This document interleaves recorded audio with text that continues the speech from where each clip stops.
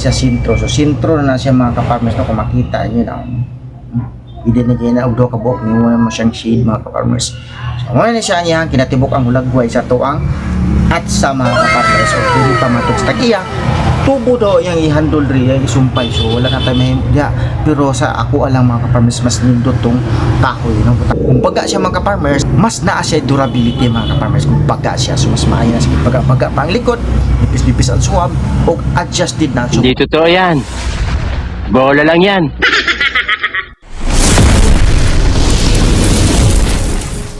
Ayong adlaw na sa dinha kanina mga ka-farmers, i-flex na nako sa inyo mga ka-farmers kadtong akong gidokdok mga ka-farmers na at sa nga lukot mga ka-farmers no kani siya mga ka-farmers mao ni siya at sa nga lukot kaganina mga ka-farmers nga akong gipakita kaninyo nga akong tiradahan mga ka-farmers mao na ni siya no mao ni siya kung gingon sa inyo kaganina mga ka-farmers ang iyahang bakal kaganina mga ka-farmers kini iyang muli diri gini siya nag-agino diri so ana ni siya so atong gibuhatan na ato siyang gipa butang ang iyang blade. Hindi totoo yan. Bola lang yan. Dili sa sentro. So sentro na siya mga ka-farmers no, kung makita niyo na. Idinigay na og do ka buok ni mo siyang shade mga ka-farmers. Mo na siya niya kinatibok ang hulagway sa tuang at sa mga ka-farmers. So diri pa matugs tagiya. Tubo daw yang i-handle ri yang isumpay. So wala na tayo mahimo diya. Pero sa ako alang mga ka-farmers mas nindot tong kahoy no. Butangan na to siya kahoy nga igo mo paslak diri mga ka-farmers.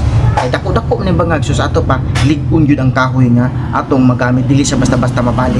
Unya pag abot diri sa tunga-tunga mga ka-farmers sa mga handol, pwede na to siya hinahinayan og sap-sap para matama gid siya makumot sa tuang kamot inagamit na to mga ka-farmers. So kung kahoy mas gaan, depende na po siya sa klase sa kahoy mga ka-farmers. So mao ni siya karon mga tuang kinatibok ang hulagway sa tuang at sa or the axe.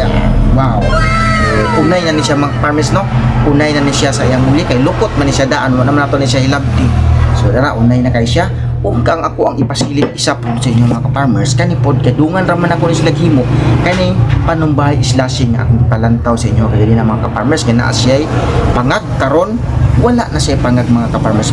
Back to original na iyang hulagway mga ka-farmers no wala na nako na siya paputi ada sa iyang bandang likod mga ka-farmers kung makita nyo na siya diya nga nag-itom-itom pa siya kay kung ako pa na siyang tanggalon mga ka-farmers munipis ang iyahang blade mga ka-farmers munipis ang iyahang likod nga bandang likod mga ka-farmers so ako ang gipili nga dili lang ako suwaban lang nako siya mga ka-farmers kay aron nga ma-prevent na to ang iyahang gibag-on og naapod siya ang durability kung baga siya mga ka-farmers mas naa siya durability mga ka-farmers kung baga siya so mas maayo na sa baga pang likod nipis-nipis ang suwab og adjusted na so pwede na nato ni siya itirada og mga kahoy mga lubas mga farmers unlike atong before nga dili siya pwede itirada og kahoy tungod kay nipis o kanya subo para lang sa pansaging kuron adjusted na siya pwede na siya na itirada og mga saging mga ka-farmers o sa mga naay mga pangag nga mga kagamitan diha no sa inyong mga pang-farming tools tanan na din yung mga ka-farmers atong exact location barangay Visayas Panabo City